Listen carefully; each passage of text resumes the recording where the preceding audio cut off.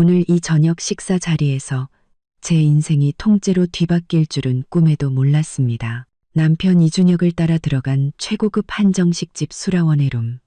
제 손에는 드라이 클리닝을 막 마친 원피스가 들려 있었죠. 이 원피스는 지난주에 준혁 씨가 꼭 사라고 해서 산 옷이었어요.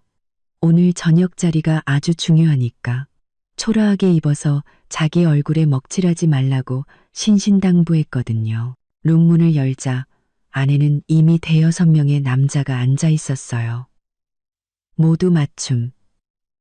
정장을 차려입고 손목에는 번쩍이는 명품 시계를 차고 있었죠. 가운데 상석에는 다른 사람들과는 분위기가 완전히 다른 남자가 앉아 있었습니다. 짙은 회색 정장에 넥타이는 매지 않고 셔츠 단추를 두어 개픈 모습. 가만히 앉아 있는데도 사람을 압도하는 기운이 느껴졌어요. 준혁 씨가 미리 말해줬죠. 오늘 이 자리를 만든 장본인 바로 갑사그룹의 서진원 대표라고요. 저는 구석진 자리에 조용히 앉으려는데 갑자기 준혁 씨가 제 팔을 거칠게 잡아챘어요. 그러더니 순식간에 얼굴이 굳어졌죠. 준혁 씨는 목소리를 낮췄지만 짜증이 가득한 말투로 속삭였어요. 너 지금 뭐 하는 거야? 내가 하이힐 신으라고 했지. 단화 신으라고 했어? 오늘 얼마나 중요한 자리인지 몇 번을 말했는데 제발 정신 좀 차릴 수 없어? 저는 제 단화를 내려다보며 설명했어요. 어제 당신이랑 거래처 다니느라 발에 물집이 잡혀서 하이힐은 너무 아파요. 아프긴 뭐가 아파. 너만 유난이야. 준혁 씨는 제 말이 채 끝나기도 전에 언성을 높였어요. 그 바람에 테이블에 앉아있던 다른 사람들의 시선이 순식간에 제게로 쏠렸습니다. 얼굴이 화끈 달아올랐어요. 저는 준혁 씨를 끌어당겨 빨리 앉히려 했지만 그는 제 손을 뿌리치며 더 쏘아 붙였습니다. 준혁 씨는 저를 손가락으로 가리키며 테이블에 앉은 사람들을 향해 억지 미소를 지어 보였어요. 그 미소에는 경멸이 가득했죠. 다들 죄송합니다. 제 아내가 이런 큰 자리는 처음이라 아직도 자기가 무슨 평범한 사람인 줄 알아요. 이렇게 아무렇게나 입고 오다니. 정말. 그는 잠시 말을 멈추고는 제 원피스를 쓰레기 보듯 훑어보더니 저를 그 자리에 얼어붙게 만든 한마디를 내뱉었습니다. 근본 없는 티는 어딜 가나. 아무리 꾸며봤자 격 떨어지는 건 어쩔 수 없네. 작은 목소리였지만 조용한 룸 안에서는 모두가 똑똑히 들을 수 있었어요. 옆에 있던 금태 안경을 쓴 남자가 쯧하고 혀를 차는 소리가 들렸고 다른 사람들은 고개를 숙여 자기들끼리 수군거렸죠. 동정, 비웃음, 그리고 구경거리라는 듯한 시선들. 그 시선들이 제 몸에 비수처럼 꽂혔습니다. 저는 손을 꽉 쥐었어요. 손톱이 살을 파고들었지만 아프지 않았습니다. 울지도 준혁 씨와 싸우지도 않았어요. 지금 여기서 싸우는 건 저를 더 우습게 만들고 다른 사람들에게 더 큰 구경거리를 만들어줄 뿐이라는 걸 알았으니까요. 준혁 씨는 제가 망신을 당한 걸로도 모자랐는지 저를 한 번 더 밀쳤어요. 거기 서서 뭐해. 빨리 아무데나 앉으라고. 사람들 시야 가리지 말고. 저는 그에게 밀려 비틀거리다가 뒤에 있던 의자에 부딪혔습니다. 바로 그때 상석에 앉아 아무 말 없던 서진원 대표가 천천히 고개를 들었어요. 그의 시선이 제게 닿았고 미간이 살짝 찌푸려졌죠. 저는 심호흡을 한 번 하고 준혁 씨의 경멸 어린 얼굴을 더는 쳐다보지 않았습니다. 대신 서진원 대표 쪽으로 두어 걸음 다가가 멈춰 섰어요. 크지 않지만 룸 안에 모두가 들을 수 있을 만큼 또렷한 목소리로 말했죠. 저는 서진원 대표를 똑바로 쳐다보며 한 글자, 한 글자 힘주어 말했습니다. 서 대표님, 방금 제 남편이 한 말 들으셨죠? 제가 근본도 없고 격 떨어진다고요. 오빠 생각은 어때요? 오빠라는 단어가 터져 나오는 순간 룸 안은 바늘 떨어지는 소리까지 들릴 만큼 고요해졌습니다. 준혁 씨의 얼굴에서 경멸의 미소는 그대로 굳어버렸어요. 그는 멍하니 저를 쳐다보다가 다시 서진원 대표를 쳐다봤습니다. 입을 몇 번 달싹였지만 아무 말도 하지 못했죠. 늘 평온하던 서진원 대표의 표정은 제가 오빠라고 부르는 순간 완전히 변했습니다. 그에게서 뿜어져 나오는 기운이 순식간에 얼음장처럼 차가워졌고 테이블 위에 올려져 있던 그의 손은 천천히 주먹으로 변했습니다. 그는 곧장 준혁 씨를 쏘아봤습니다. 그 눈빛만으로도 룸 안의 온도가 몇 도는 내려간 것 같았어요. 저는 그 자리에 서서 준혁 씨의 표정이 당황해서 공포로 변하는 것을 지켜봤습니다. 마음속에는 슬픔 대신 드디어 시작이구나 하는 후련함만이 가득했죠. 이준혁, 당신이 그렇게 무시하던 내가 누군지 오늘 똑똑히 보여줄게. 오빠라는 한마디는 마치 폭탄 같았어요. 룸 안을 뒤흔든 후 한참 동안 누구도 감히 입을 열지 못했죠. 저는 모든 사람의 시선이 저와 이준혁, 그리고 서진원 대표 사이를 불안하게 오가는 것을 느낄 수 있었습니다. 공기마저 팽팽하게 긴장되어 있었어요. 이준혁의 얼굴에서는 경멸감은 온데간데 없이 사라지고 완전한 혼란만이 남아 있었습니다. 그는 저와 서진원 대표를 번갈아 가리키며 입술을 파르르 떨었어요. 두 분이. 오빠. 서 대표님이. 윤서 씨 오빠라고요? 서진원 대표는 이준혁을 상대할 가치도 없다는 듯 먼저 제 쪽을 한번 쳐다봤습니다. 그의 시선이 준혁 씨에게 밀쳐져 붉어진 제 팔뚝에 머물자 미간의 주름이 더욱 깊어졌어요. 이윽고 그는 시선을 거두어 이준혁에게 고정했습니다. 손가락으로 테이블을 가볍게 똑똑 두드리는 소리. 작은 소리였지만 그 소리의 루마는 더욱 숨막히는 정적에 휩싸였습니다. 서진원 대표가 입을 열었습니다. 목소리에는 일말의 온기도 없었죠. 이 사장, 내가 방금 잘못 들은 건가? 내 동생한테 근본이 없다고, 격이 떨어진다고 했나? 서 대표님. 아닙니다. 그런 뜻이 아니었습니다. 이준혁은 질겁하며 손사래를 쳤어요. 그의 이마에는 순식간에 식은땀이 송골송골 맺혔습니다. 방금 전에 그 오만한 태도는 흔적도 없이 사라지고 당황한 기색이 역력했죠. 윤서랑 그냥 장난친 겁니다. 부부 사이에 흔한 농담 같은 거였어요. 진담으로 듣지 마십시오. 농담? 서진원 대표는 눈썹을 치켜떴습니다. 그는 몸을 살짝 앞으로 기울였고 그를 둘러싼 압박감은 더욱 강해졌죠. 아내의 자존심을 짓밟는 걸 농담이라고 하나? 그것도 수천억 원짜리 계약이 걸린 이 자리에서 이렇게 많은 사람들 앞에서 그런 농담을 한다고? 이준혁은 아무 대답도 하지 못했습니다. 그는 슬쩍 저를 쳐다보며 제발 이 상황을 수습해달라는 눈빛을 보냈어요. 저는 고개를 돌려 그를 외면했습니다. 방금 저를 모욕할 때는 제 자존심 따위는 안중에도 없었잖아요. 옆자리에 앉아있던 김 사장은 이준혁의 회사와 거래하는 사람이었어요. 그는 상황을 보다 못해 끼어들었죠. 서 대표님, 오해입니다. 다 오해예요. 이 사장이 분명 말실수를 한 걸 겁니다. 너무 마음에 담아두지 마시죠. 오늘은 계약을 논의하러 온 자리 아닙니까? 이런 사소한 일로 중요한 일을 망칠 순 없죠. 사소한 일? 서진원 대표가 김 사장을 차갑게 쏘아보자. 그는 곧바로 입을 다물고 어깨를 움츠렸습니다. 서진원 대표는 다시 이준혁을 노려보며 더욱 싸늘한 목소리로 말했습니다. 나 서진원의 동생을 감히 누가 근본 없다고 말할 수 있지? 이 사장, 우리 서씨 집안이 우습나? 아니면 자네 회사가 이제 파트너사의 가족까지 마음대로 모욕할 수 있을 만큼 대단해졌나? 그 말이 떨어지자마자 이준혁의 얼굴은 새하얗게 질렸습니다. 그는 서진원 대표가 계약을 빌미로 자신을 협박하고 있다는 것을 똑똑히 알아들었죠. 그는 허둥지둥 서진원 대표 앞으로 다가가 허리를 굽히며 최대한 자세를 낮췄습니다. 서 대표님, 제가 잘못했습니다.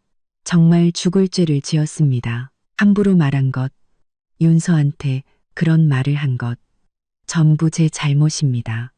부디 너그럽게 용서해 주십시오. 우리 계약에는 영향이 없도록. 네? 말을 하며 이준혁은 제 손을 잡으려고 했어요. 제가 대신 빌어주길 바랐던 거죠. 윤서야, 서 대표님한테 말 좀 해줘. 응? 우리 부부잖아. 내가 그냥 농담한 거라고 제발 설명 좀 해줘. 저는 한 걸음 뒤로 물러나 그의 손을 피하며 말했습니다. 이준혁 씨, 당신이 나한테 막말할 때는 농담이라고 안 했잖아요. 나를 밀칠 때도 장난이라고 안 했고요. 이준혁의 얼굴이 불그락푸르락 변했습니다. 그는 거의 울상이 되어 애원했어요. 윤서야, 내가 정말 잠깐 정신이 나갔었어. 일부러 그런 게 아니야. 제발 이번 한 번만 용서해줘. 응? 서진원 대표는 이준혁의 그런 모습을 보며 차갑게 비웃었습니다. 이 사장, 이제 와서 용서를 구나? 아까 내 동생에게 막말하고 무시할 때는 이런 날이 올 줄 몰랐나? 그는 잠시 말을 멈추고 테이블 위에 있던 계약서를 집어들었습니다. 몇 장 넘겨보는 척 하더니 탁 소리가 나게 테이블 위로 던져버렸죠. 이 수천억짜리 계약서, 원래 오늘 자네와 사인할 생각이었네. 하지만 지금 보니 이 사장은 사람에 대한 기본적인 존중조차 모르는군. 자기 아내까지 사람들 앞에서 모욕하는 사람과 내가 어떻게 믿고 사업을 하겠나. 언젠가 이익 때문에 내 뒤통수를 칠지 누가 알겠어. 그 말이 끝나자 이준혁은 다리에 힘이 풀려 주저앉을 뻔했습니다. 옆에 있던 김 사장이 겨우 그를 부축했죠. 이준혁은 울먹이는 목소리로 애원했습니다. 서 대표님, 제발, 안 됩니다. 이 계약 저희 회사에 정말 중요합니다. 제발 한 번만 더 기회를 주십시오. 다시는 이런 일 없도록 하겠습니다. 윤서한테 정말 잘할게요. 서진원 대표는 의자에 등을 기댄 채 팔짱을 끼고 경멸 어린 눈으로 그를 내려다봤습니다. 기회? 내 동생이 자네에게 모욕당할 때 자네는 기회를 줬나? 그는 문 쪽을 향해 외쳤습니다. 김 비서. 문 밖에서 대기하던 비서가 즉시 들어왔습니다. 대표님, 부르셨습니까? 서진원 대표는 테이블 위에 계약서를 가리키며 말했습니다. 이 계약은 잠정 보류해. 그리고 지금 이 사장 회사와 진행 중인 모든 협력 프로젝트 전부 중단시켜.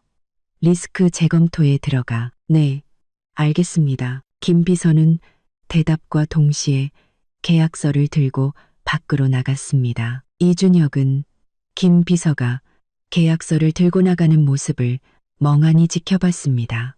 그의 몸은 그대로 굳어버렸고 얼굴은 종이처럼 하얘졌죠. 그는 서진원 대표의 말이 어떤 의미인지 잘 알고 있었습니다.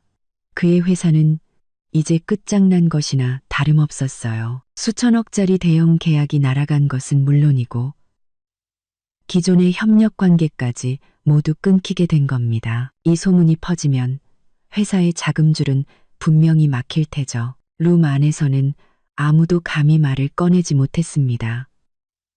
모두가 이준혁의 처참한 모습을 지켜보고 있었어요. 아무도가 동정하는 눈빛도 있었지만 대부분은 이 일에 엮이고 싶지 않다는 듯 조심스러운 태도였죠. 저는 옆에 서서 오만하던 이준혁이 당황하다가 절망에 빠지는 모습을 지켜봤습니다. 동정심은 조금도 들지 않았어요. 그저 그가 받아야 할 죗값을 치르고 있을 뿐이라고 생각했죠. 서진원 대표는 시계를 한번 보더니 자리에서 일어났습니다. 그럼 이만 일어나지. 남은 식사는 천천히들 하게. 그는 제 옆으로 와서 걸음을 멈추고 말했습니다. 나랑 같이 가자. 저는 고개를 끄덕이고 서진원 대표를 따라 밖으로 나섰습니다. 이준혁의 옆을 지날 때 그가 갑자기 제 팔을 붙잡았어요. 쉰 목소리로 애원했죠. 윤서야, 가지마. 제발 서 대표님한테 다시 한번 말해줘. 한 번만 더 기회를 달라고 빌어줘. 우리 부부잖아. 하지만 저는 그의 손을 힘껏 뿌리쳤습니다. 그를 차갑게 바라보며 말했죠. 그를 부부? 당신이 사람들 앞에서 나를 근본 없는 것이라고 모욕한 순간부터 그 단어는 내 마음속에서 이미 지워졌어. 그 말을 끝으로 저는 뒤도 돌아보지 않고 서진원 대표를 따라 룸을 나섰습니다. 이준혁의 절망과 로만의 정막을 모두 등 뒤로 한 채 서진원 대표를 따라 수라원 입구에 막 도착했을 때였어요. 등 뒤에서 이준혁의 다급한 발소리와 울음 섞인 목소리가 들려왔습니다. 윤서야. 이준혁은 달려와 제 손목을 거칠게 붙잡았어요. 어찌나 세게 잡았는지 저도 모르게 미간이 찌푸려졌죠. 윤서야, 가지마. 내 말 좀 들어봐. 내가 정말 잘못했어. 서진원 대표는 즉시 돌아서서 저를 자기 등 뒤로 끌어당겼습니다.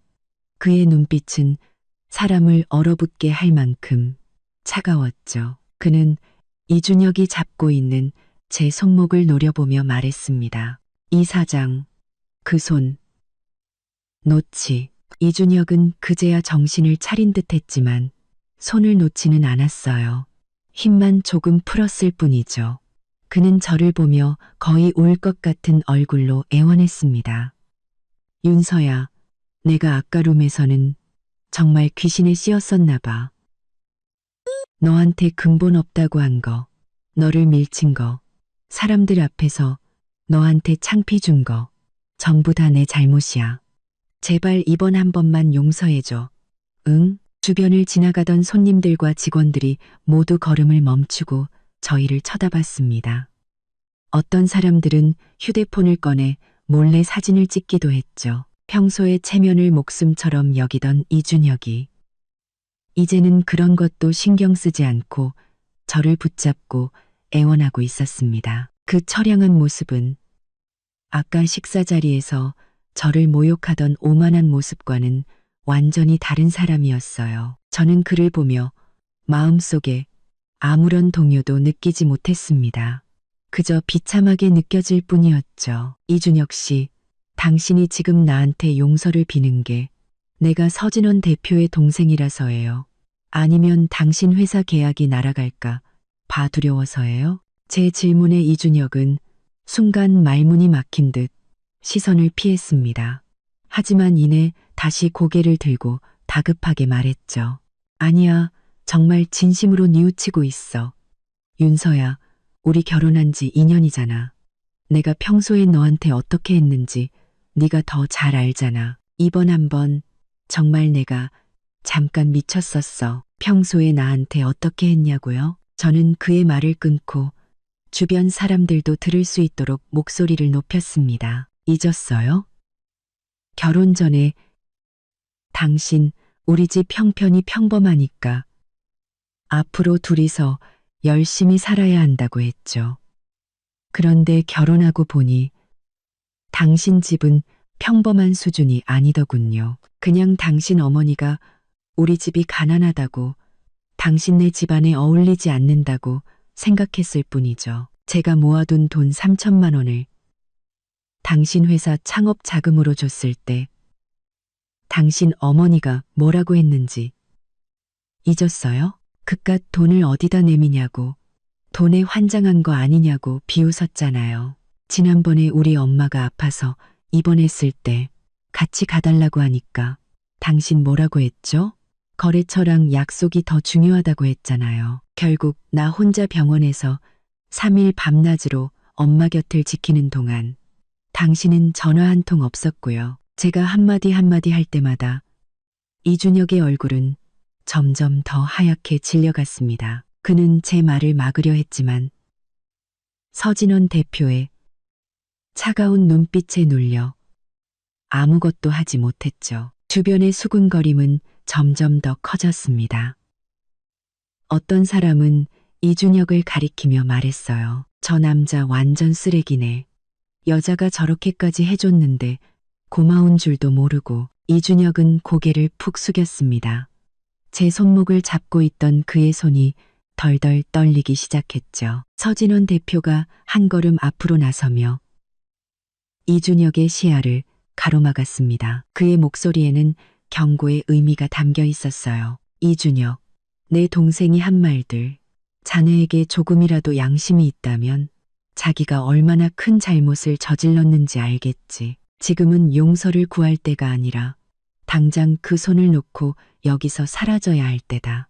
더 이상 추하게 굴지 말고. 이준혁은 그제야 제 손을 놓았습니다. 그는 제 손목에 남은 붉은 자국을 보며 눈에 잠시 죄책감이 스치는 듯했지만 여전히 상황을 되돌리고 싶은 마음이 더 커 보였어요. 윤서야, 그건 다 지난 일이잖아. 내가 앞으로 잘할게. 다시는 너 속상하게 안 할게. 그러니까 서 대표님한테 말 좀 잘해줘. 우리 회사 계약만은 제발. 계약이 무산되면 내 회사는 정말 끝장이야. 당신 회사요? 당신 회사가 망하든 말든 이제 나랑은 상관없어요. 저는 한 걸음 뒤로 물러나 그와의 거리를 벌렸습니다. 이준혁 씨, 당신이 그 식사 자리에서 그 말을 내뱉은 순간부터 우리 사이는 이미 끝났어요. 서진원 대표는 시계를 한번 보더니 제게 말했습니다. 시간이 늦었네. 데려다 줄게. 그는 더 이상 이준혁을 쳐다보지도 않고 저를 데리고 주차장으로 향했습니다. 이준혁이 따라오려 했지만 수라원의 보안 요원에게 가로막혔죠. 아까 서진원 대표가 나가면서 관계없는 사람이 따라오지 못하게 해달라고 미리 말해두었던 겁니다. 보안 요원에게 막힌 이준혁은 저희가 차에 타는 모습을 속수무책으로 지켜볼 수밖에 없었습니다. 그는 차를 향해 소리쳤습니다. 윤서야, 내가 다시 찾아갈게. 반드시 내 용서를 받아낼 거야. 차가 출발한 후 저는 창밖으로 뒤를 돌아봤습니다. 이준혁은 바람 빠진 풍선처럼 그 자리에 힘없이 서 있었고 주변 사람들은 여전히 그를 향해 손가락질하고 있었습니다. 저는 시선을 거두고 의자의 등을 기댔습니다. 마음속에는 한치의 망설임도 없었죠. 이준혁, 당신이 과거에 나에게 했던 그대로 이제 내가 당신에게 돌려줄 차례야. 이건 시작일 뿐이라고. 서진원 대표는 저를 한번 보더니 따뜻한 물 한 병을 건넸습니다. 저런 놈 때문에 기분 상하지 마. 그럴 가치도 없어. 앞으로 또 귀찮게 굴면 바로 나한테 전화해. 응. 오빠, 고마워. 나한테 고맙긴. 네가 걔랑 결혼하겠다고 고집 부릴 때부터 내가 반대했잖아. 이제 후회되지? 괜찮아. 오빠가 있으니까 이제 아무도 너 못 괴롭혀. 저는 서진원 대표를 보며 마음이 따뜻해지는 것을 느꼈습니다. 내가 가장 비참할 때 이렇게 든든한 버팀목이 되어주는 오빠가 있어서 정말 다행이라고 생각했어요. 집에 도착해서 막 슬리퍼로 갈아 신었을 때였어요. 현관 벨이 딩동, 딩동, 미친 듯이 울려댔습니다. 마치 벨을 부숴버릴 기세였죠. 이준혁인가 싶어 인터폰 화면을 확인하니 문 밖에는 그의 어머니 이수련 여사가 서 있었습니다. 손에는 구겨진 장바구니를 들고 얼굴은 잔뜩 찌푸린 채였죠. 딱 봐도 좋은 일은 아니었습니다. 문을 열자마자 그녀는 제 말은 들을 생각도 없이 장바구니를 들고 집 안으로 쳐들어왔습니다. 그리고는 현관 신발장 위에 장바구니를 쾅하고 내동댕이 쳤죠. 그 바람에 안에 있던 사과 몇 개가 바닥으로 굴러떨어졌습니다. 이수련 여사는 돌아서서 허리에 양손을 얹고 제 얼굴에 침을 튀기며 소리쳤습니다. 서윤서, 너 정말 대단하다. 내 아들이 겨우 수천억짜리 대형 계약을 성사시켰는데 네가 감히 그 저녁자리에서 일부러 판을 깨. 너 우리 이씨 집안이 잘 되는 꼴은 죽어도 못 보겠지. 응? 저는 뒤로 한 걸음 물러나 그녀의 침을 피하며 바닥에 떨어진 사과를 주었습니다. 그리고 차분하게 말했죠. 어머님, 말씀 함부로 하지 마세요. 제가 계약을 망친 게 아니라 준혁 씨가 그 자리에서 저를 모욕하고 밀치기까지 해서 저희 오빠가 계약을 중단시킨 거예요. 네, 오빠? 이수련 여사는 눈을 부릅뜨며 목소리를 더욱 높였습니다. 내 보기엔 네가 그 서진원 대표가 내 오빠인 거 처음부터 알고 일부러 그 자리에서 불쌍한 척 연기한 거다. 넌 처음부터 내 아들 사업을 망치려고 작정한 거야. 서윤서, 이 재수 없는 것. 내가 처음부터 너 같은 거 며느리로 들이는 게 아니었는데 내 예상이 딱 맞았어. 그녀는 점점 더 흥분해서 저를 밀치려고 손을 뻗었습니다. 우리 이씨 집안이 어쩌다가 너같이 속이 시커먼 것을 들여서 내 아들이 너한테 얼마나 잘해줬는데 먹여주고 입혀주고 그런데도 만족을 못하고 이를 이 지경으로 만들어? 저는 그녀의 손목을 꽉 붙잡아 저를 밀치지 못하게 했습니다. 예전에는 어른이니까 참고 넘겼지만 이제는 알아요. 일방적인 인내는 상황을 악화시킬 뿐이라는 것을. 저는 그녀의 눈을 똑바로 보며 차가운 목소리로 말했습니다. 어머님, 준혁 씨가 저한테 잘해줬다고요? 그럼 오늘 저녁 자리에서 그 사람이 저한테 뭐라고 했는지 아세요? 수많은 대기업 임원들 앞에서 저를 근본 없는 것, 격 떨어진다고 모욕하고 제가 거의 넘어질 뻔할 정도로 세게 밀쳤어요. 이것도 알고 계셨어요? 이수련 여사는 제 질문에 순간 당황한 듯 시선을 피하며 더듬거렸습니다. 그건 분명 네가 그 사람을 화나게 할 짓을 했겠지. 내 아들은 함부로 사람한테 막말하는 애가 아니야. 네가 옷을 격식에 안 맞게 입어서 그 사람 체면을 깎았으니까 그랬을 거 아냐. 제가 옷을 격식에 안 맞게 입었다고요? 저는 실소를 터뜨리며 제 원피스를 가리켰습니다. 이 원피스, 지난주에 준혁 씨가 오늘 저녁 자리가 중요하다고 꼭 차려입으라고 해서 산 옷이에요. 제가 단어를 쉬는 건 어제 그 사람과 거래처를 다니느라 발에 물집이 잡혀서 걸을 수가 없었기 때문이고요. 이런 건 그 사람이 어머님께 말씀 안 드렸나 보죠? 이수련 여사는 입을 열어 무언가 변명하려 했지만 바로 그때 문 밖에서 이웃집 박 아주머니의 목소리가 들려왔습니다. 윤서 씨, 무슨 일이야? 왜 이렇게 시끄러워? 고개를 돌려보니 박 아주머니가 문틈으로 고개를 내밀고 있었고 그 옆에는 다른 이웃 2명도 구경하고 있었죠. 이수련 여사는 다른 사람이 있는 것을 보자마자 순식간에 태도를 바꿨습니다. 그녀는 제 손을 놓고 갑자기 바닥에 주저앉아 엉엉 울기 시작했어요. 그녀는 울면서 소리쳤습니다. 아주머니, 다들 와서 제 말 좀 들어보세요. 내 아들이 겨우 큰 계약을 따냈는데 저 서윤서 때문에 다 망했어요. 이제 내 아들 회사는 망하게 생겼다고요. 그런데도 자기는 잘못이 없다고 나한테 대들기까지 하잖아요.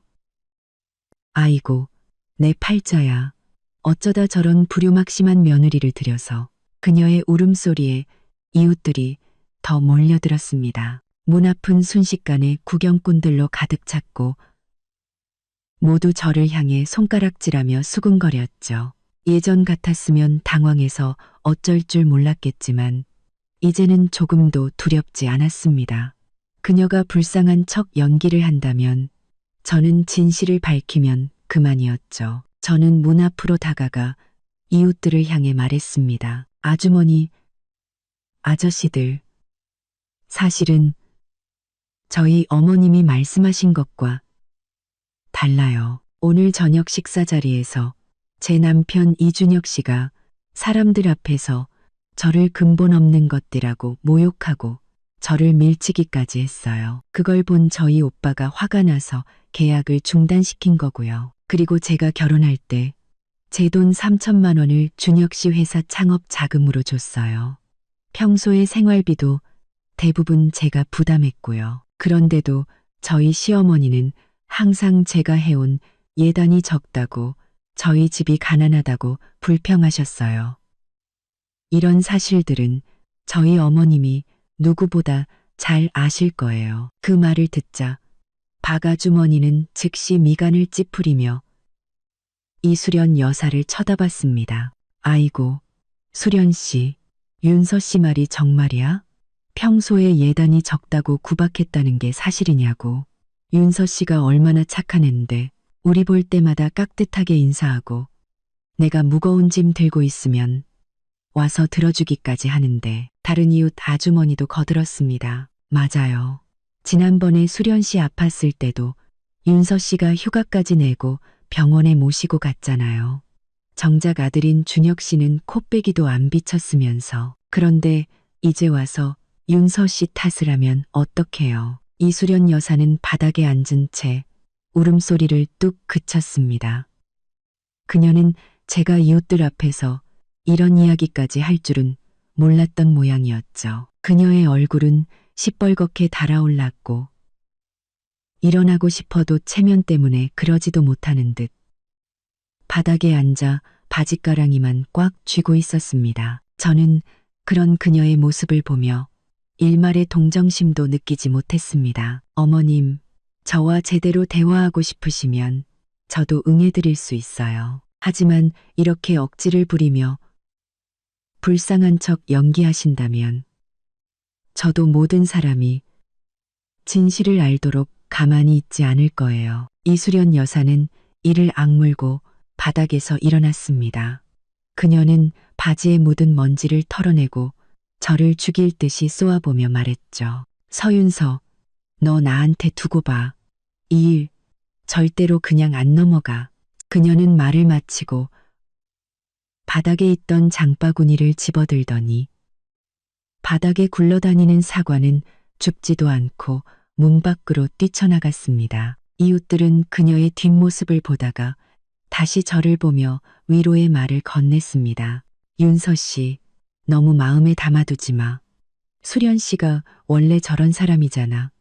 상대하지 마. 저는 웃으며 이웃들에게 인사했습니다. 아주머니, 아저씨들 걱정해 주셔서 감사해요. 전 괜찮아요. 시끄럽게 해서 죄송합니다. 문을 닫으려는 순간 박 아주머니가 다급하게 말했습니다. 윤서 씨, 문 그렇게 빨리 닫지 마. 우리 할 말 있어. 저는 문고리에서 손을 떼고 다시 문을 열었습니다.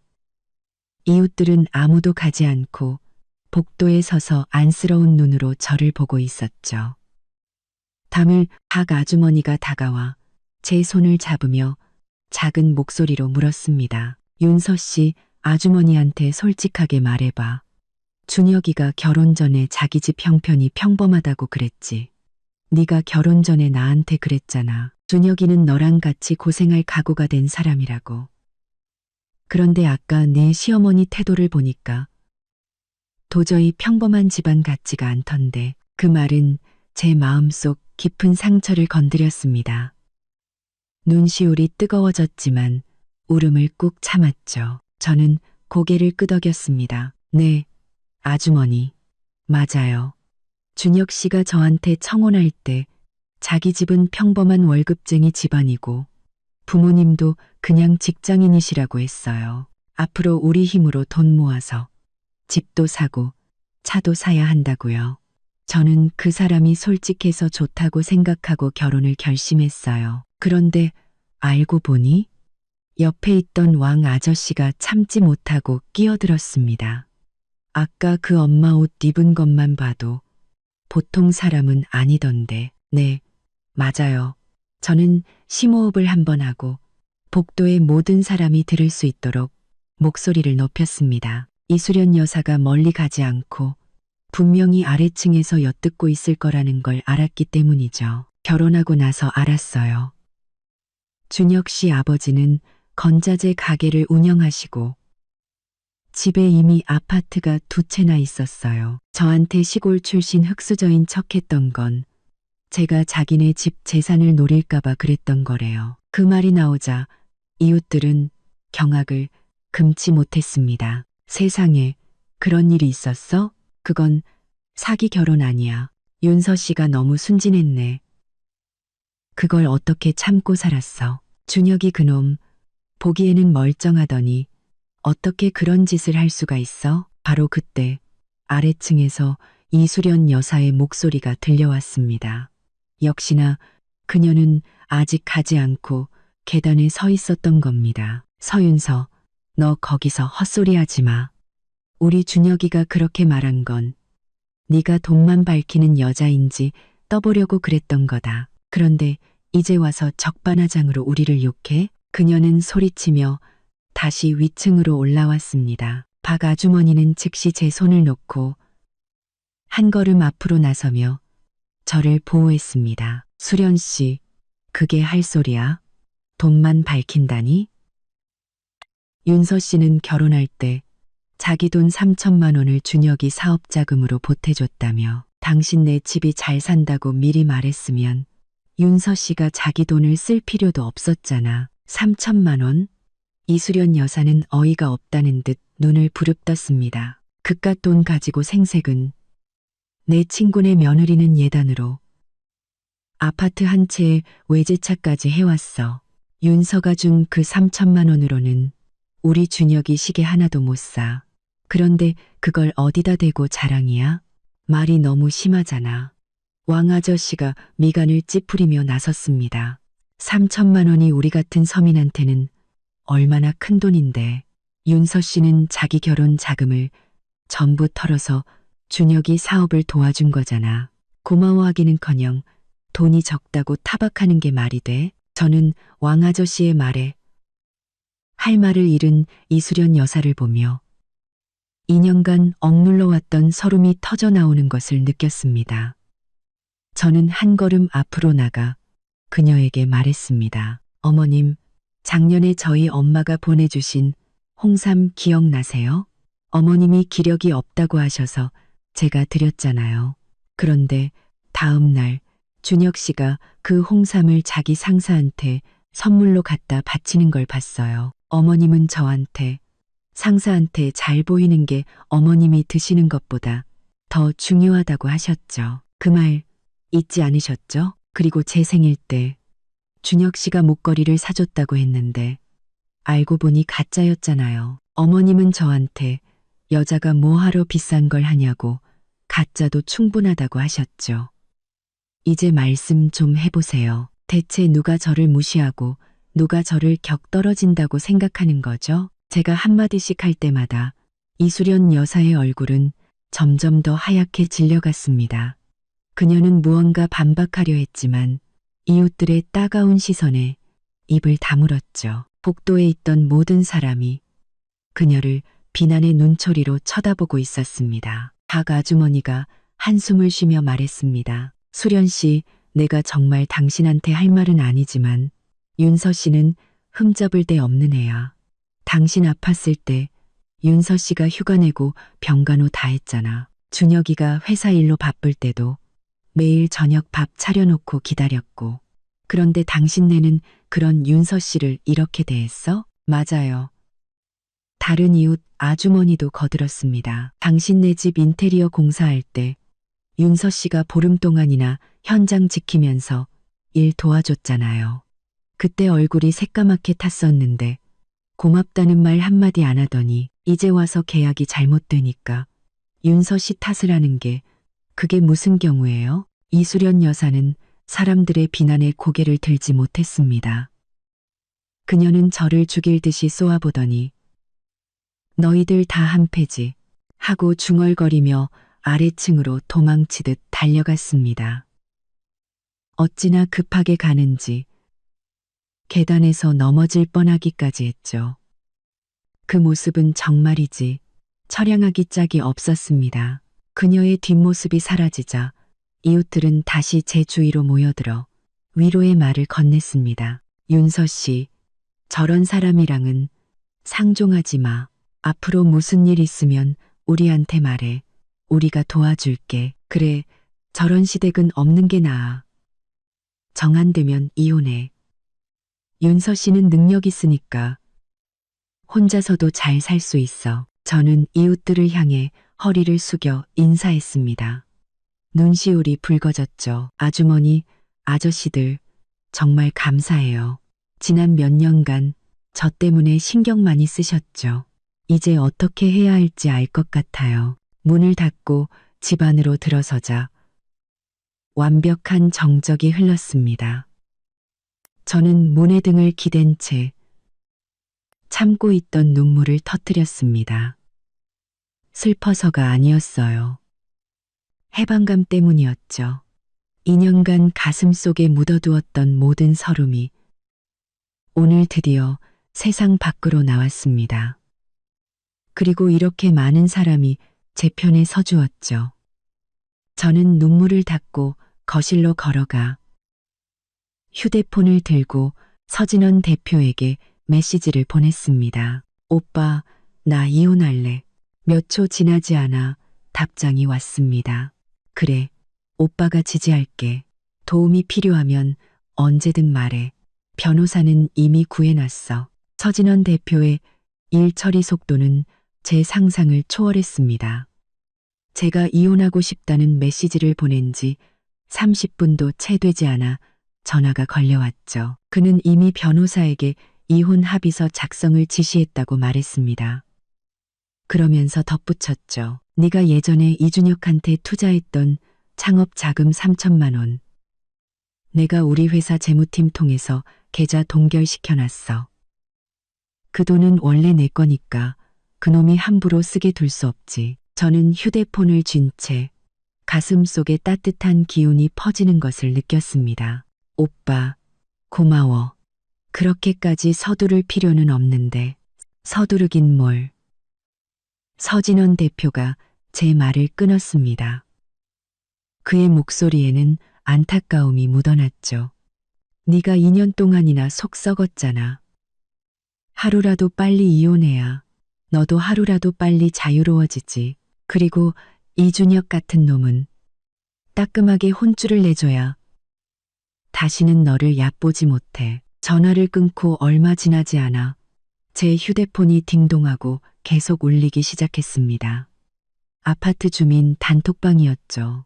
누군가 방금 이준혁의 차가 황급히 단지를 빠져나가다가 신호위반까지 하는 것을 봤다고 무슨 일이 있는 것 같다고 말하고 있었어요. 저는 크게 신경 쓰지 않고 제 짐을 챙기기 시작했습니다. 제 옷과 액세서리, 신분증 등을 모두 여행 가방에 담았죠. 이혼 합의서가 준비되면 바로 이 집을 떠날 생각이었습니다. 한편 그 시각 이준혁의 회사 사무실은 아수라장이 되어 있었습니다. 이준혁은 사무실에 앉아 어떻게 하면 서윤서의 마음을 돌려 서진원 대표와의 계약을 되살릴 수 있을지 고민하고 있었죠. 바로 그때 책상 위 전화벨이 울렸습니다. 그는 서윤서일 거라고 생각하고 냉큼 전화를 받았습니다. 목소리에는 아첨하는 기색이 묻어났죠. 윤서야, 드디어 전화했구나. 하지만 전화기 너머에서 들려온 것은 거래처 김 사장의 다급한 목소리였습니다. 이 사장, 너 도대체 어떻게 된 거야? 방금 서진원 대표 비서한테 전화 왔어. 우리랑 서진그룹 간의 모든 협력 관계를 중단하겠다고. 이미 계약한 납품건까지 전부 취소하겠대. 이준혁은 순간 멍해졌습니다. 자기가 잘못 들었다고 생각했죠.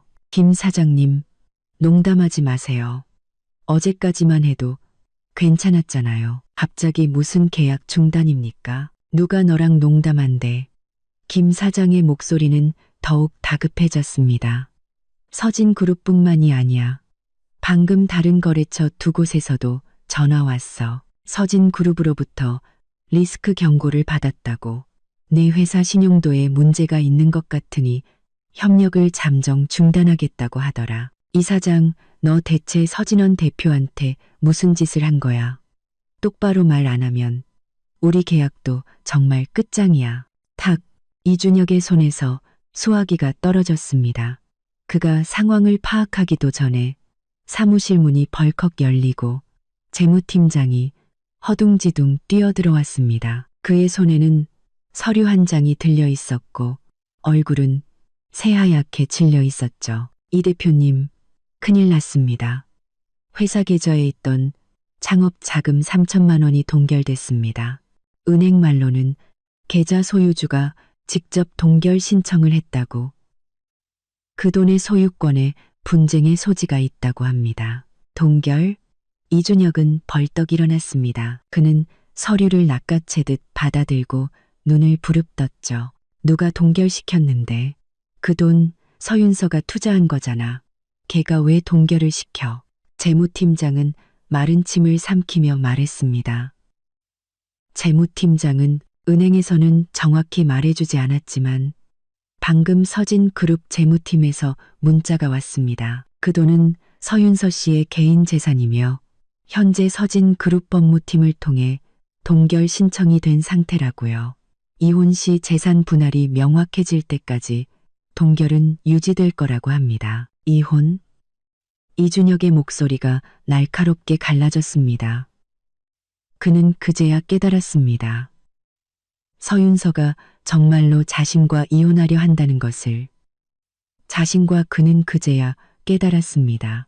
그리고 서진원 대표가 자신의 모든 퇴로를 차단하려 한다는 것을. 그는 다급하게 책상 위에 전화기를 집어들어 서진원 대표에게 전화를 걸었습니다. 하지만 연결되지 않았죠. 청기를 서진원 대표에게 전화를 걸었습니다. 고객님의 요청에 의해 수신이 차단된 번호입니다. 그는 다시 서윤서에게 전화를 걸었습니다. 신호가 2번 울리더니 전화가 끊겼습니다. 다시 걸자 이번에는 꺼져 있다는 안내 음성만 흘러나왔죠. 이준혁은 초조하게 사무실을 맴돌았습니다. 이마에서는 식은땀이 뺨을 타고 흘러내렸죠. 그는 알고 있었습니다. 3천만 원이라는 돈이 큰 액수는 아닐지 몰라도 지금 회사 운영의 핵심 자금이라는 것을. 그는 지난달에 막 새로운 물건을 대량으로 들여와 아직 대금을 회수하지 못한 상태였습니다. 만약 모든 거래처가 계약을 중단하고 이 돈까지 묶여버린다면 회사의 자금줄은 그대로 끊기고 말 테죠. 그는 재킷을 집어들고 밖으로 뛰쳐나갔습니다. 뛰어가면서 서윤서에게 계속해서 메시지를 보냈죠. 윤서야, 제발 충동적으로 행동하지 마. 우리 만나서 얘기하자. 그 돈 동결하면 안 돼.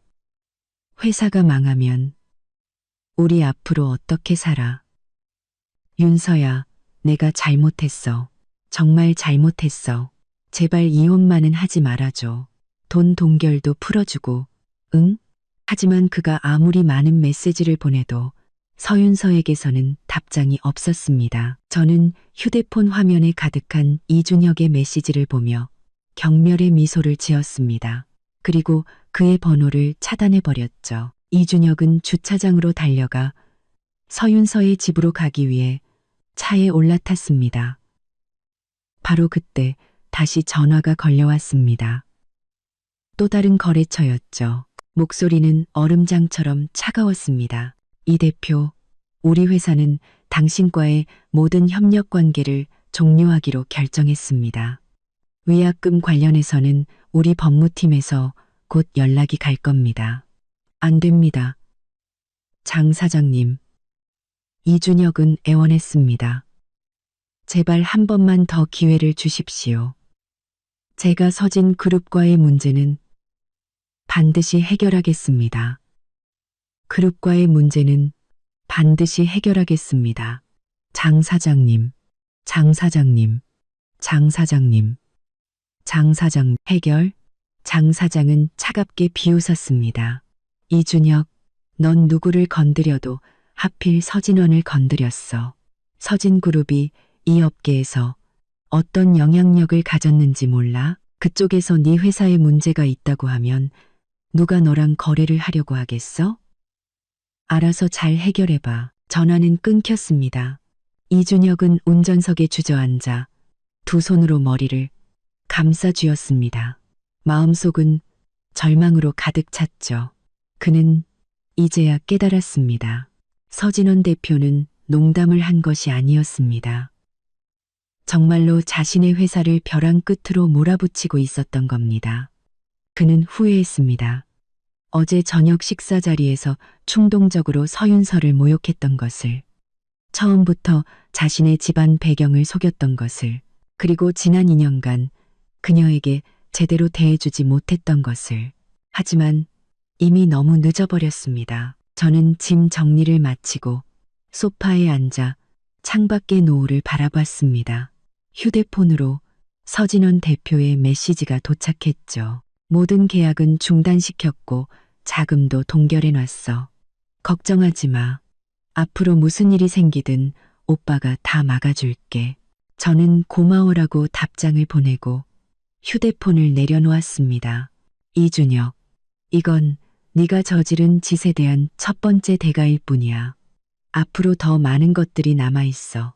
두고 봐. 이준혁이 서진그룹 사옥 앞에서 무릎을 꿇었다는 소식은 다음 날 아침 이웃집 박 아주머니를 통해 들었습니다. 아침 운동을 하러 나갔다가 같은 아파트에 사는 서진그룹 직원 김대리를 만났는데 그가 어제 있었던 일을 신기한 구경거리처럼 이야기해 주었다는 것이었죠. 박 아주머니는 그 이야기를 듣자마자 저희 집 문을 두드렸습니다.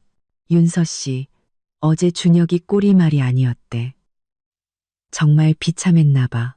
박 아주머니는 소파에 앉아 제가 건넨 물을 마시며 혀를 찼습니다. 김대리 말로는 어제 준혁이가 다 낡아빠진 옷을 입고 머리는 산발에 수염도 깎지 않은 채로 나타났대. 완전 노숙자 같았다는 거야. 서진그룹 정문 앞에서 한참을 서성이다가 갑자기 무릎을 꿇더래. 저는 막 세탁한 옷을 개다가 그 말에 잠시 손을 멈췄습니다. 마음속에는 아무런 동요도 없었죠. 그저 자업자득이라고 생각할 뿐이었습니다. 박 아주머니는 계속해서 말했습니다. 무릎을 꿇자마자 엉엉 울면서 서 대표님, 제가 잘못했습니다. 제발 저 좀 살려주십시오. 하고 소리를 질렀대. 낡은 편지 봉투를 하나 들고 있었는데 그 안에 예전에 윤서 씨가 사준 넥타이가 들어있었다면서 윤서 씨를 봐서라도 제발 용서해달라고 빌었다는 거야. 보안 요원들이 일으키려고 해도 기둥을 붙잡고 죽어도 안 일어나서 구경하는 사람들이 다 사진을 찍었대. 저는 개던 옷을 내려놓고 물었습니다. 그래서 저희 오빠는 어떻게 했대요? 어떻게 하긴. 박 아주머니는 입을 삐죽이며 말했습니다. 서 대표님은 내려와 보지도 않았대. 비서를 시켜서 이제 와서 후회하면 뭐하나 이 한마디만 전하고 보안 요원들더러 끌어내라고 했다는 거야. 김대리 말로는 끌려가면서도 계속 윤서야. 제발 나 좀 도와줘. 내가 잘못했어. 하고 소리쳤다는데 그 모습이 어찌나 비참했는지 사람들이 다 손가락질하면서 꼴 좋다고 했대. 저는 아무 말도 하지 않았지만 마음속으로는 잘 알고 있었습니다. 이준혁이 이 지경까지 이른 것은 모두 그 자신이 선택한 결과라는 것을. 그가 처음부터 저를 속이지 않았더라면, 저녁 식사 자리에서 저를 모욕하지 않았더라면, 그의 어머니와 함께 저를 무시하지 않았더라면 지금 이런 비참한 꼴은 당하지 않았을 테죠. 나중에 서진원 대표도 전화를 걸어와 그 이야기를 꺼냈습니다. 그의 목소리에는 경멸이 가득했죠. 그놈, 어제 우리 회사 앞에서 한바탕 난리를 쳤어. 보안 요원들이 끌어내려고 해도 꼼짝도 안 하더라. 결국 힘 좋은 직원 2명을 더 불러서 겨우 끌어냈지. 너를 만나게 해달라고. 네가 용서해주면 모든 게 해결될 거라고 하던데 내가 비서시켜서 네가 걔 얼굴도 보기 싫어한다고 전했어. 그 후에 또 찾아오진 않았어? 없었어. 끌려갈 때 거의 실신 직전이던데 다시 올 낯짝도 없겠지. 서진원 대표는 웃으며 말했습니다. 대신 나한테 문자를 수십 통 보냈더라. 잘못했다. 맹세한다. 앞으로 너한테 정말 잘하겠다. 제발 계약만 되돌려달라. 한 통도 안 읽고 전부 차단해버렸어. 전화를 끊고 저는 휴대폰을 켜서 박 아주머니가 말한 그 사진들을 찾아봤습니다. 누군가 이준혁이 무릎 꿇고 있는 영상을 지역 커뮤니티에 올렸더군요. 서진 그룹 앞에서 무릎 꿇고 애원하는 남자. 대표에게 밉보인 듯 영상 속에서 이준혁은 구겨진 셔츠를 입고 있었습니다. 옷깃에는 기름때까지 묻어 있었죠. 머리는 새집처럼 헝클어져 있었고 그는 바닥에 무릎을 꿇고 정문 기둥을 붙잡고 있었습니다. 얼굴은 시뻘겋게 상기된 채 울면서 소리치고 있었죠. 서 대표님, 제가 잘못했습니다. 제발 한 번만 더 기회를 주십시오. 다시는 안 그러겠습니다. 주위에는 수많은 사람이 몰려들어 휴대폰으로 사진을 찍고 있었고 옆에서는 수군거리는 소리도 들렸습니다. 저 사람 예전에 서진 그룹이랑 계약하려던 그 이 대표 아니야? 어쩌다 저 지경이 됐대? 듣자 하니 서 대표님 동생한테 잘못했다가 계약도 파기되고 자금도 다 막혔다던데 이제 완전히 끝장난 거지. 꼴 좋다. 자기 아내를 무시하는 놈이 잘 될 리가 없지. 이준혁은 주위에 수군거림이 들리지 않는 듯 계속해서 소리치고 있었습니다. 보안 요원 2명이 다가와 그의 양팔을 붙잡고 일으키려 하자 그는 발버둥치며 더욱 큰 소리로 외쳤습니다. 안 가. 난 서 대표님을 만나야 해. 윤서를 만나야 한다고. 윤서야, 나와봐. 내가 잘못했어. 보안 요원들은 그의 발버둥에도 아랑곳하지 않고 그를 그대로 끌고 나갔습니다.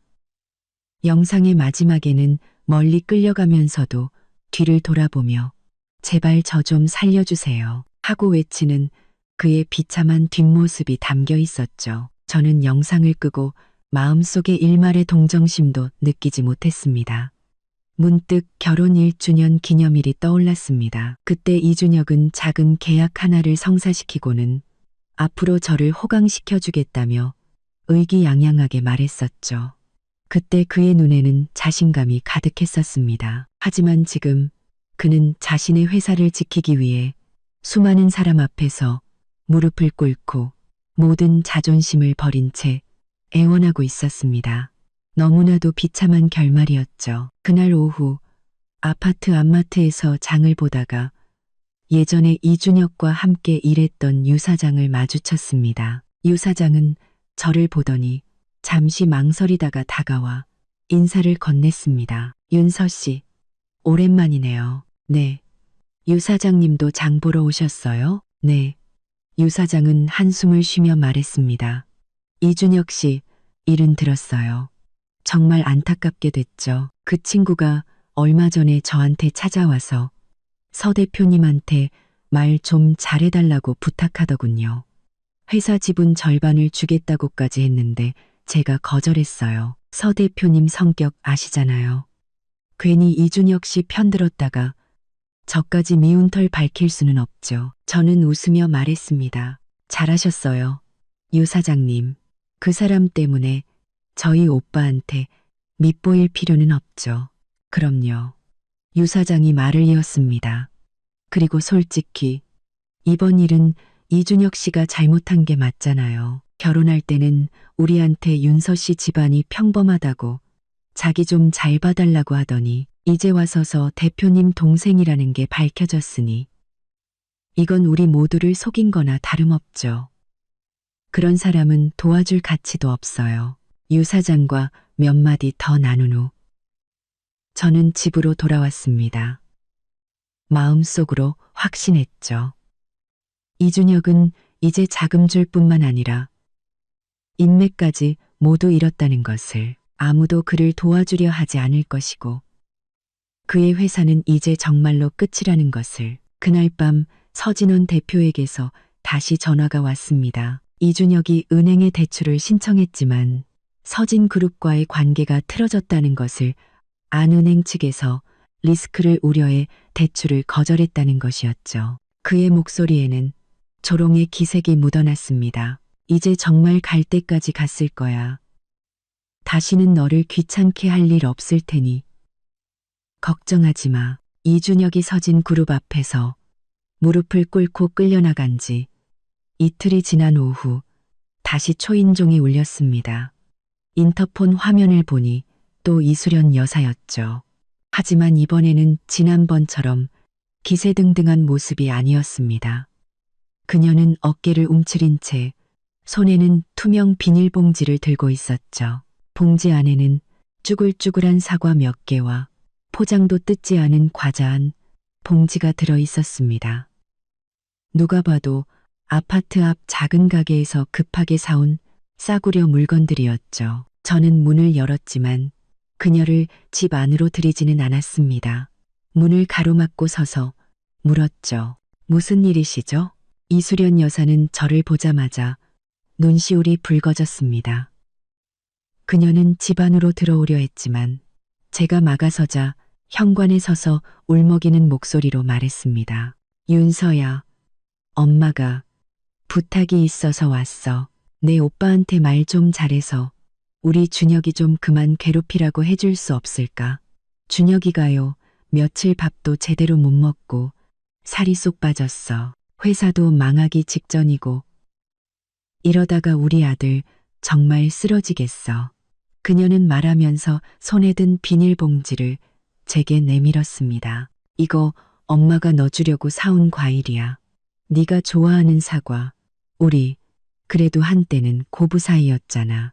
그 정을 생각해서라도 우리 준혁이 좀 도와주면 안 될까? 저는 그 봉지를 받지 않고 차가운 눈으로 그녀를 쳐다봤습니다. 어머님, 이 과일이 정말 저를 위해 사오신 거라면 이렇게 썩기 직전인 걸로 사오시진 않으셨겠죠.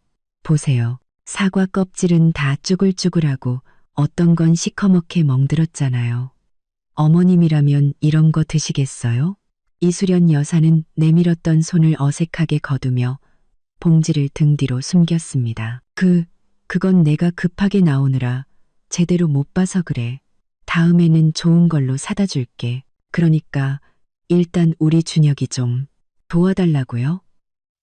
저는 실소를 터뜨리며 목소리를 높였습니다. 예전에 어머님이 제 예단이 적다고 제가 해온 3천만 원이 준혁 씨 시계값도 안 된다고 비웃으셨을 때는 준혁 씨더러 저를 도와달라고 할 생각 안 하셨어요? 저희 엄마가 보내주신 홍삼을 상사한테 선물로 갖다 바치면서 제가 먹기에는 아깝다고 하셨을 때는요. 매달 제 월급의 절반을 생활비로 가져가시고 그 돈으로 준혁 씨 명품 허리띠 사주셨을 때는 제가 저 자신을 도와야겠다는 생각 안 하셨어요? 제가 한마디씩 할 때마다 이수련 여사는 고개를 푹 숙였습니다.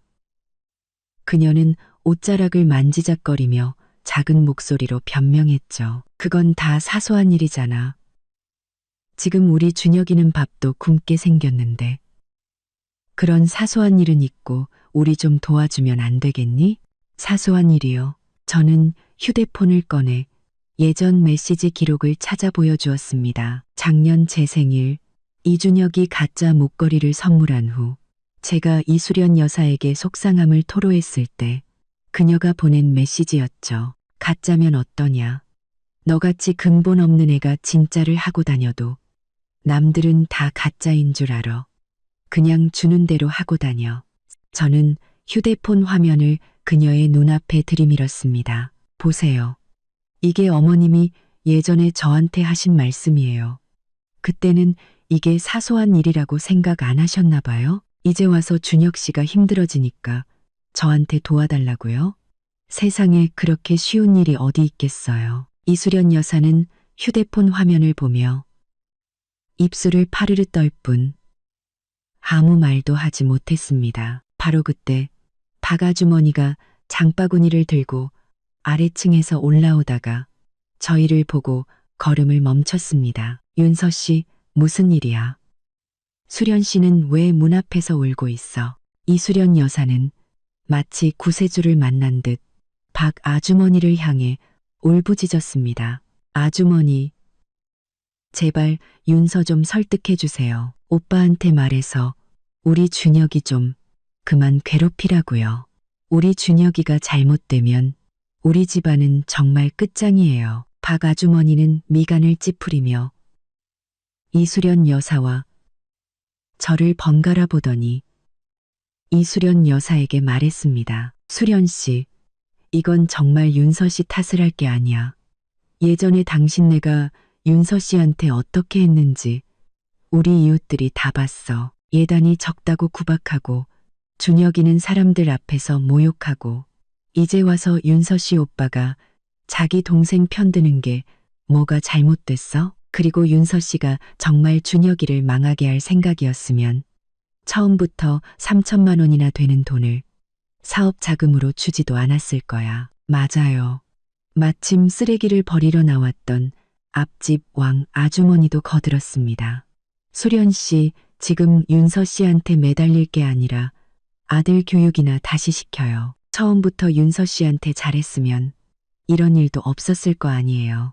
이수련 여사는 두 아주머니의 말에 얼굴이 불그락푸르락 변했습니다. 그녀는 저를 죽일 듯이 쏘아보더니 갑자기 목소리를 높여 소리쳤습니다. 서윤서, 너 아주 잘난 척하는구나. 내가 오늘 너한테 와서 빌어준 건 너한테 마지막으로 기회를 준 거야. 그런데도 안 도와주겠다고? 너 나중에 후회하지 마. 후회요?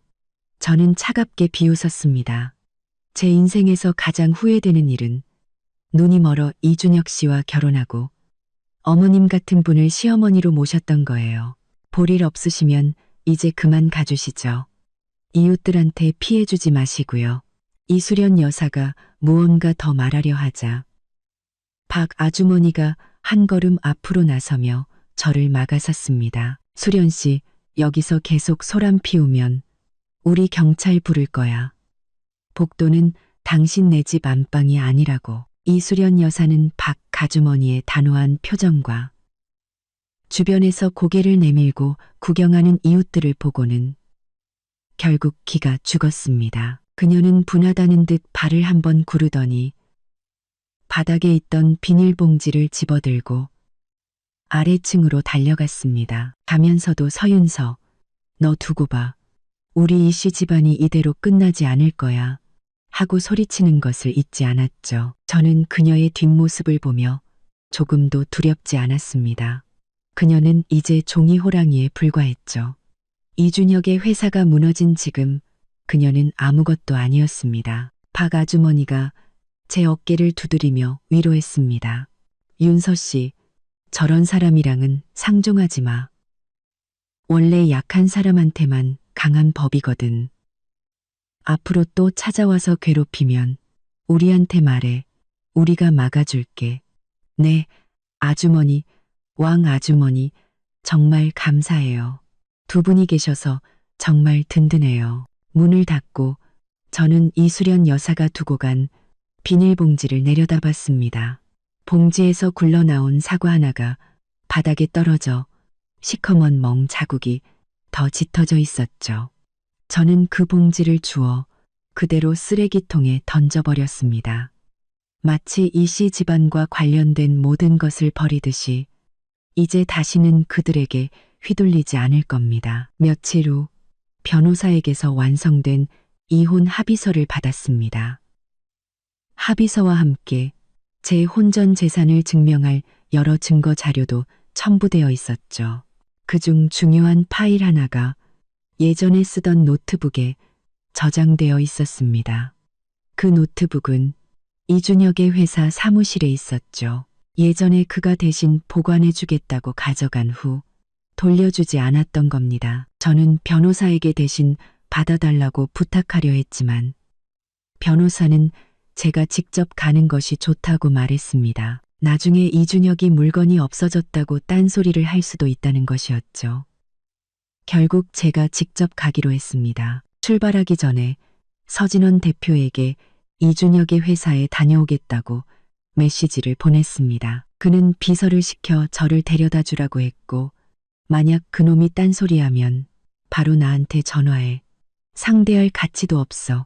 하고 신신당부했죠. 이준혁의 회사 건물 앞에 도착했을 때 저는 예전과는 완전히 다른 분위기를 느낄 수 있었습니다. 예전에는 건물 앞에 고객들의 차가 가득했고 직원들이 바쁘게 오갔지만 지금은 낡은 중고차 2대만 덩그러니 서 있을 뿐이었죠. 1층 유리문은 먼지가 뽀얗게 쌓여 오랫동안 닦지 않은 티가 났습니다. 문을 열고 안으로 들어서자 안내 데스크는 비어 있었고 젊은 여직원 한 명만이 서류를 정리하고 있었습니다. 그녀는 저를 보더니 깜짝 놀라 자리에서 일어났습니다.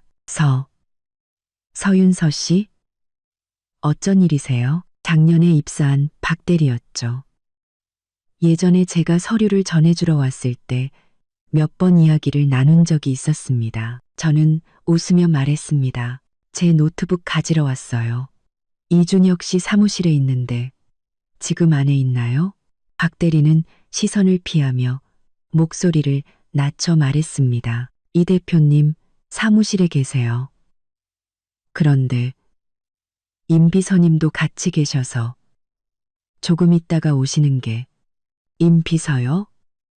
저는 미간을 찌푸렸습니다. 임님이 이준혁이 작년에 뽑은 비서였죠. 예쁘장한 얼굴에 평소에 애교 섞인 목소리로 말하던 여자.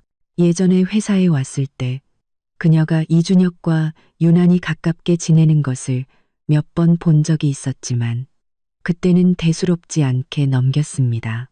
하지만 지금 박 대리의 말을 들으니 뭔가 이상하다는 생각이 들었죠. 저는 박 대리의 만류를 무시하고 이준혁의 사무실로 향했습니다.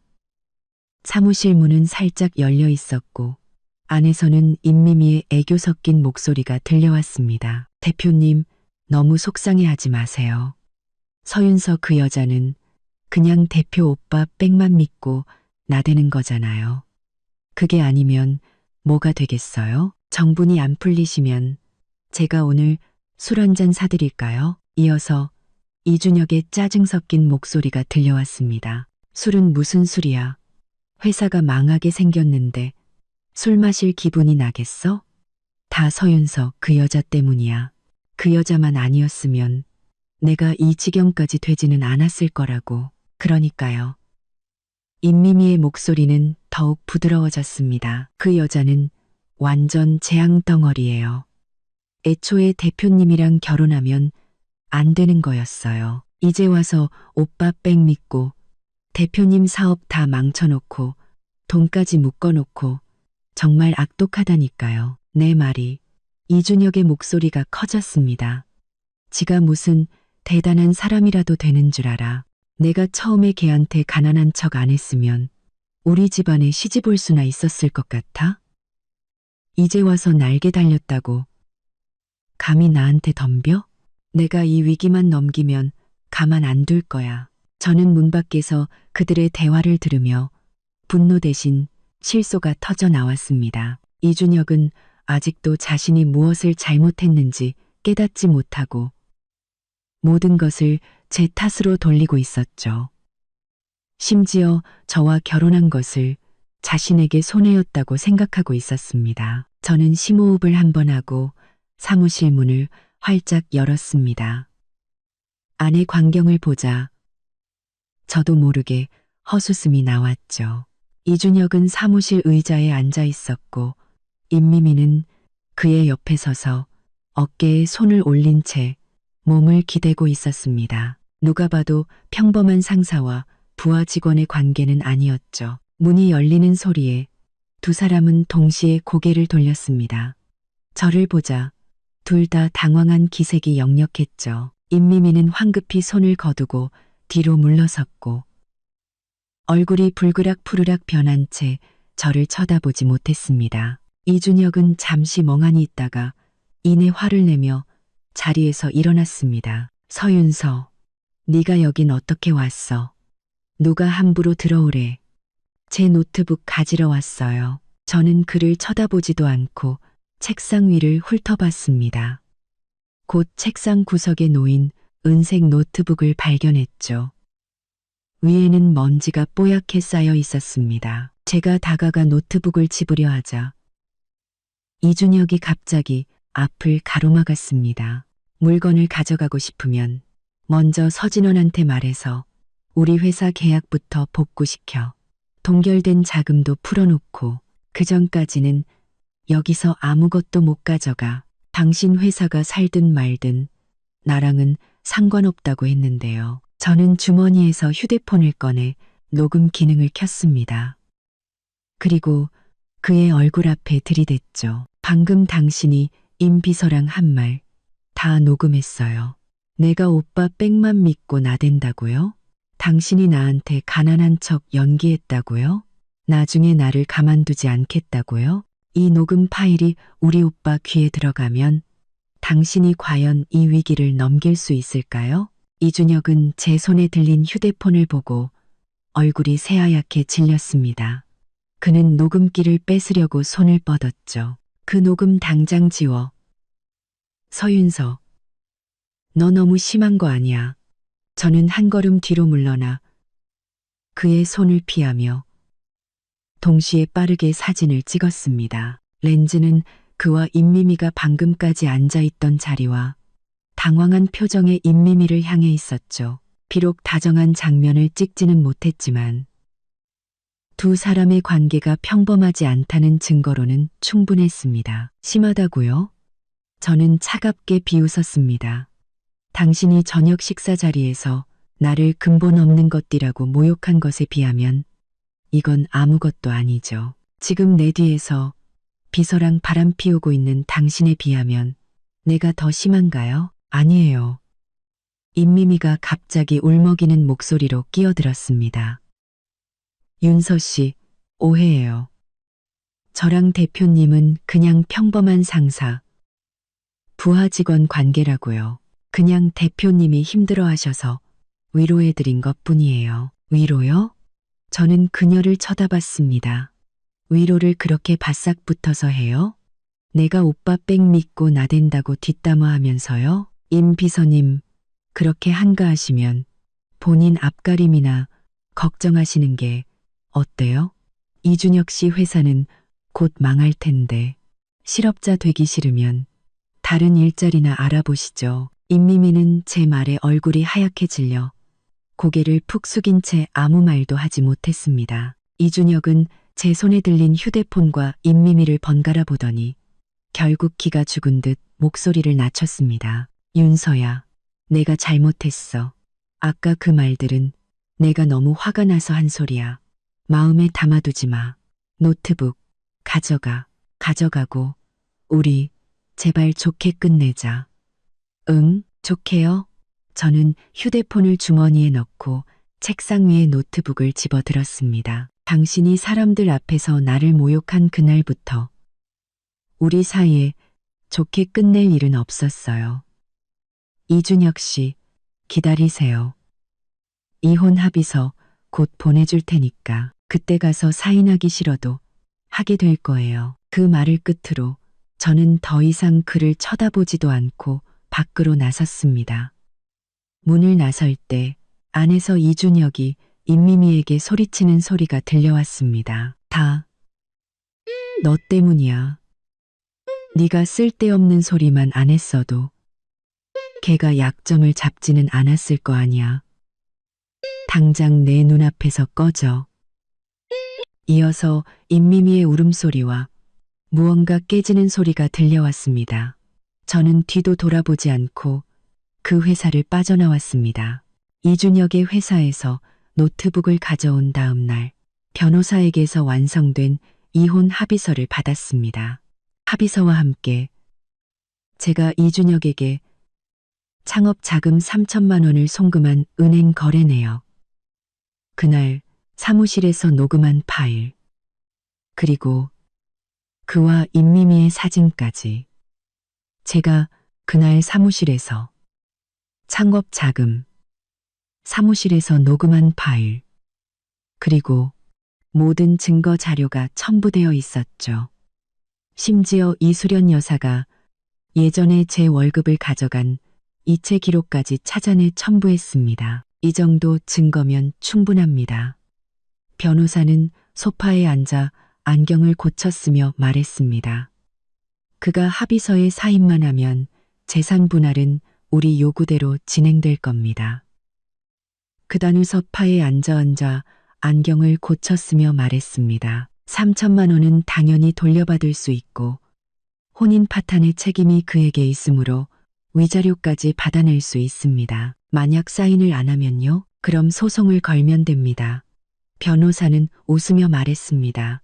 이 증거들이 있으면 법원은 무조건 이혼 판결을 내릴 겁니다. 그렇게 되면 그는 합의금에 소송 비용까지 물어야 하니 더 손해겠죠. 하지만 제 생각에는 먼저 그의 회사로 찾아가서 직원들 앞에서 이야기하는 것이 좋습니다. 그는 지금 체면을 가장 중요하게 생각할 테니 사람들 앞에서 압박하면 사인할 확률이 높습니다. 변호사의 말은 제게 좋은 아이디어를 주었습니다.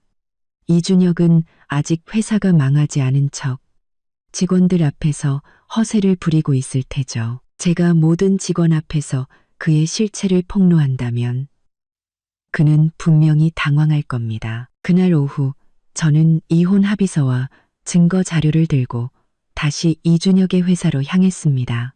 이번에는 서진원 대표의 비서 도움 없이 혼자 택시를 타고 갔습니다. 이 일은 제 손으로 직접 마무리하고 이씨 집안과 완벽하게 연을 끊고 싶었기 때문이죠. 회사 문을 열고 들어섰을 때 안은 지난번보다 더욱 썰렁했습니다. 대여섯 명의 직원만이 자리에 앉아 있었고 어떤 이는 휴대폰을 만지작거리고 어떤 이는 자기들끼리 수군거리고 있었죠. 제가 들어서자 모두 하던 행동을 멈추고 저를 쳐다봤습니다. 박 대리는 저를 보더니 자리에서 일어나 작은 목소리로 말했습니다. 서윤서 씨, 이 대표님, 사무실에 계세요. 그런데 오늘 기분이 별로 안 좋으세요. 아침에 재무팀이랑 한바탕 싸우셨거든요. 저는 고개를 끄덕이고 말없이 이준혁의 사무실로 향했습니다. 이번에는 노크도 없이 문을 활짝 열었습니다.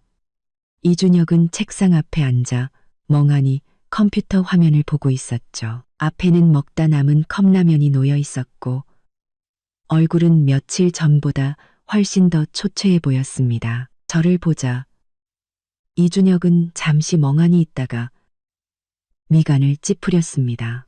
서윤서, 너 또 왜 왔어? 노트북은 가져갔잖아. 더 이상 나 좀 귀찮게 하지 마. 저는 그의 책상 앞으로 다가가 이혼 합의서를 그의 얼굴 앞에 던졌습니다. 탁 하는 소리에 그는 깜짝 놀라 컵라면을 엎을 뻔했죠. 사인하세요. 제 목소리는 차분했지만 거절을 용납하지 않는 단호함이 묻어났습니다. 이혼 합의서, 변호사랑 다 검토했어요. 재산 분할은 명확해요. 내가 당신한테 줬던 창업, 자금 3천만 원 돌려줘야 해요. 그리고 당신이 내 돈으로 산 명품 허리띠, 임미미한테 사준 목걸이 전부 현금으로 계산해서 줘야 하고요. 마지막으로 당신이 나를 모욕하고 다른 여자와 바람 피운 것에 대한 위자료로 1억 원 줘야겠어요.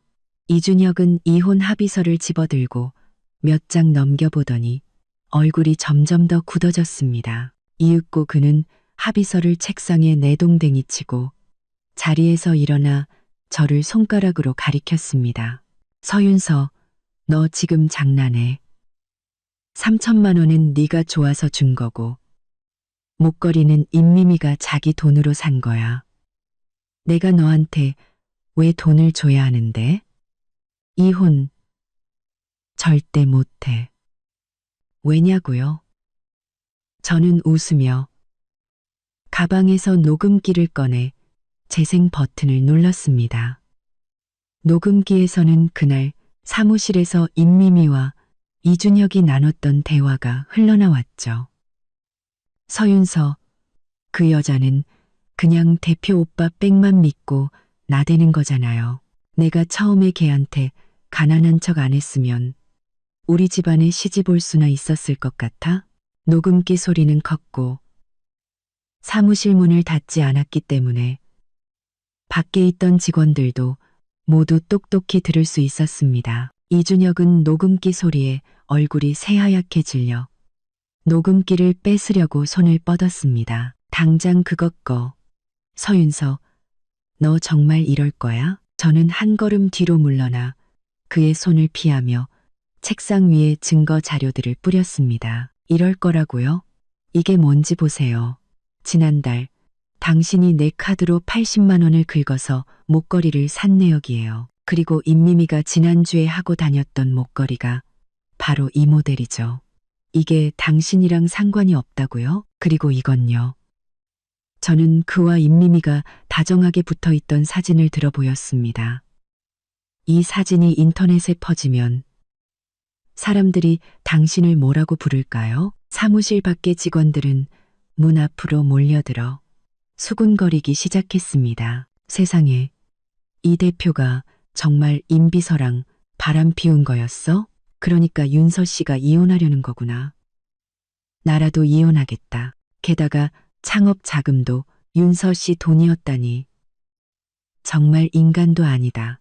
이준혁은 문 앞에 모인 직원들과 제 손에 들린 증거들을 번갈아 보며 손을 파르르 떨었습니다. 체면을 목숨처럼 여기는 그에게 모든 직원 앞에서 실체가 폭로된 지금 이 순간은 죽기보다 더 끔찍할 테죠. 제발 올리지 마. 이준혁의 목소리가 기어들어갔습니다. 우리 만나서 얘기하자. 돈 문제는 협의할 수 있어. 제발 직원들 앞에서는 이러지 말아줘. 이제 와서 무서워요. 저는 그의 앞으로 다가가 이혼 합의서를 다시 그의 앞에 내밀었습니다. 이 사실들이 세상에 알려지는 걸 막고 싶으면, 당신 체면을 지키고 싶으면 사인하세요. 그렇지 않으면 저는 이 자료들을 인터넷에 올리고 법원에 당신을 고소할 거예요. 그렇게 되면 당신은 돈도 잃고 명예도 잃게 되겠죠. 선택은 당신이 하세요. 이준혁은 한참 동안 이혼 합의서를 노려보다가 문 앞에 모인 직원들을 한번 쳐다보고는 깊은 한숨을 내쉬었습니다. 그는 펜을 집어들고 떨리는 손으로 한 글자 한 글자 자신의 이름을 적어 내려갔습니다. 사인을 마친 그는 합의서를 제게 밀며 쉰 목소리로 말했습니다. 서윤서.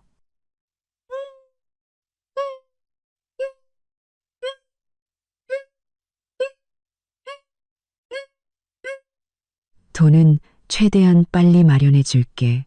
그러니까 제발. 다시는 내 앞에 나타나지 마. 저는 합의서를 받아 사인을 확인하고 녹음기와 증거 자료들을 챙겨 밖으로 나섰습니다.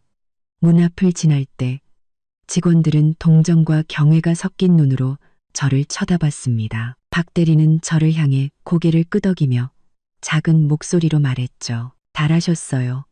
윤서 씨. 저는 말없이 미소만 짓고 그 회사를 빠져나왔습니다.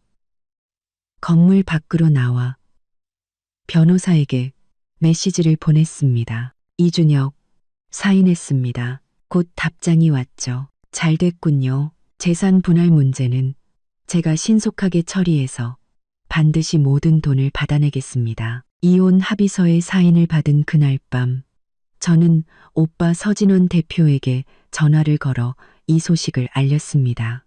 오빠는 전화기 너머에서 안도의 한숨을 내쉬며 말했죠. 진작에 정리했어야지. 이제 앞으로는 뭐 할 생각이야? 집에만 있지 말고 네가 좋아하는 일을 찾아봐. 저는 소파에 기대 앉아 예전에 디자인 스케치를 할 때 쓰던 연필을 만지작거렸습니다. 사실 저는 대학에서 의상 디자인을 전공했고 졸업할 때는 디자인상까지 받았었죠. 하지만 이준혁과 결혼하면서 여자는 그렇게까지 일할 필요 없다는 그의 말에 모든 꿈을 접었었습니다. 저는 오빠에게 말했습니다. 오빠, 나 의상 디자인 스튜디오 열고 싶어. 예전부터 정말 하고 싶었던 일이야. 좋은 생각이다. 오빠의 목소리가 밝아졌습니다. 너처럼 재능 있는 애는 당연히 자기가 좋아하는 일을 해야지. 창업 자금은 걱정하지 마. 오빠가 다 대줄게. 아니야, 오빠. 나도 모아둔 돈이 좀 있어. 이혼하면 이준혁한테 받을 돈도 있고, 부족하면 그때 빌릴게. 나 이제 오빠한테만 의지하지 않고 내 힘으로 한번 해보고 싶어. 오빠는 전화기 너머에서 웃으며 말했습니다. 그래, 네가 그렇게 원한다면, 도움이 필요하면 언제든 말해. 사무실이나 인맥 같은 건 오빠가 다 알아봐 줄 수 있으니까. 그 후 보름 동안 저는 스튜디오 준비로 정신없이 바쁜 나날을 보냈습니다. 오빠의 도움으로 시내 중심가에 있는 디자인 단지에 멋진 사무실을 얻었고, 인테리어도 제 취향대로 꾸몄죠. 대학 동기였던 아라가 제 소식을 듣고 다니던 회사를 그만두고 저를 돕겠다고 찾아왔습니다. 스튜디오의 이름은 윤서 디자인이라고 지었습니다. 개업식 날 오빠는 커다란 해바라기 꽃다발을 보내왔고, 이웃이었던 박 아주머니와 왕 아저씨도 찾아와 축하해 주셨죠. 개업한 지 사흘 만에 첫 고객이 찾아왔습니다. 국내 유명 여성복 브랜드인 모카의 디자인 팀장이었죠. 그녀는 오빠의 소개로 왔다며 제 디자인 스케치를 보더니 특히 전통 자수를 활용한 원피스 디자인에 큰 관심을 보였습니다. 우리 브랜드에서 마침 한국적인 디자인을 찾고 있었는데 이 디자인이 정말 마음에 드네요. 우리와 함께 이 시리즈를 완성해 보지 않겠어요? 그렇게 윤서 디자인의 첫 번째 프로젝트가 시작되었습니다. 저와 아라는 밤낮으로 스튜디오에 머물며 디자인을 수정하고 원단을 고르고 공장을 섭외했습니다. 수많은 노력 끝에 완성된 모카의 한국 시리즈는 출시되자마자 폭발적인 반응을 얻었고 첫 주 만에 완판 기록을 세웠죠. 그 후 여러 브랜드에서 협업 제의가 쏟아졌고 지역 패션 잡지에서는 저를 동양의 미를 디자인하는 신의 디자이너로 소개하며 인터뷰 기사를 싣기도 했습니다. 그날 밤 저와 아라는 스튜디오에 남아 벽에 걸린 샘플 의상들과 책상 위에 쌓인 계약서들을 보며 뿌듯함에 젖어 있었습니다. 윤서야, 우리 해냈어. 앞으로 윤서 디자인은 업계 최고의 스튜디오가 될 거야. 저는 고개를 끄덕이며 오빠에게 스튜디오 사진과 함께 메시지를 보냈습니다. 오빠, 나 해냈어. 내 힘으로. 오빠에게서는 곧 답장이 왔습니다. 내 동생이 최고인 줄 알고 있었지. 오늘 저녁은 오빠가 쏜다. 저는 휴대폰을 보며 미소 지었습니다.